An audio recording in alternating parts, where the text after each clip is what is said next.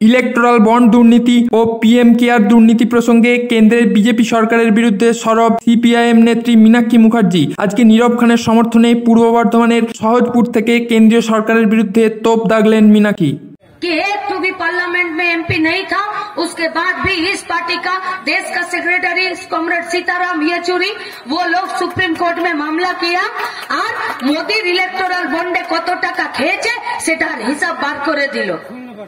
মোদি এতদিন বলতো যে আমার 56 ইঞ্চি সিনা, বলতো না 2024 ইলেকট্রাল বন্ডের হিসাব পাওয়ার পর দেখা গেল যে ছাতিটা 56 ইঞ্চির নয়, ভুড়িটা 56 ইঞ্চির, এত পয়সা।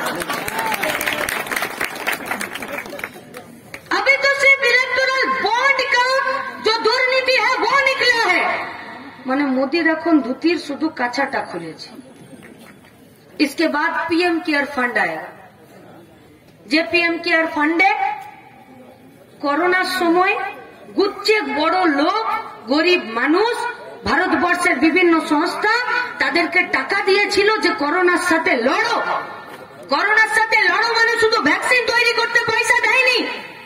করোনার সাথে লড়ো মানে গরিব মানুষ কাজ বন্ধ আছে তাকে খেতে দাও। করোনার সাথে লড়ো মানে যার বাড়িতে রেশন পৌঁছাচ্ছে না তাকে রেশন দাও। করোনার সাথে লড়ো মানে যে বাড়ির লোকটা হসপিটাল যেতে পারছে না তার বাড়িতে ডাক্তার পাঠাও। করোনার সময় লড়াই মানে আমাদের গায়ের, আমাদের পরিবারের যে ছেলেগুলো বাইরে পরিযায়ী শ্রমিক হয়ে পড়েছিল তারা যাতে হেঁটে হেঁটে বাড়ি না ফেরে, তারা যাতে গাড়িতে করে বাড়ি ফিরতে পারে, তারা যাতে বাড়ি ফিরে খেতে পারে, তারা যাতে বাড়ি ফিরে 2 মাস নিজের সংসারটা চালাতে পারে, তার জন্য তাদেরকে মাসে আমরা বলেছিলাম 7,500 টাকা করে দাও তাদের ব্যাংকের অ্যাকাউন্টে। কিন্তু মোदी বলল कि ये फंड का कोई हिसाब देश का जनता नहीं ले सकता। क्यों? क्योंकि ये कोई सरकारी फंड नहीं है। तो पीएम केयर এর প্রধানমন্ত্রীর নামটা কি তোমার বাবা তোমাকে দিয়েছিল? তারপরে বলছে এই পয়সার হিসাব দেবো না, ওই অশোক স্তম্ভটা তোমার দাদু দিয়েছিল, দেয়নি তো?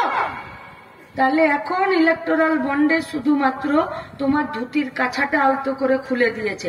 24 নীরব খাঁরা পার্লামেন্টে যাবে আর তোমার গোটা ধুতিটা খুলে বাজারে দৌড় যদি আমরা না করাতে পারি, গরিব খেতে খাওয়া মেহনতি মানুষের পয়সার হিসাব না নিতে পারি, তাহলে গোটা রাজ্যের মানুষ তারা রাস্তায় দাঁড়িয়ে থাকবে। তারা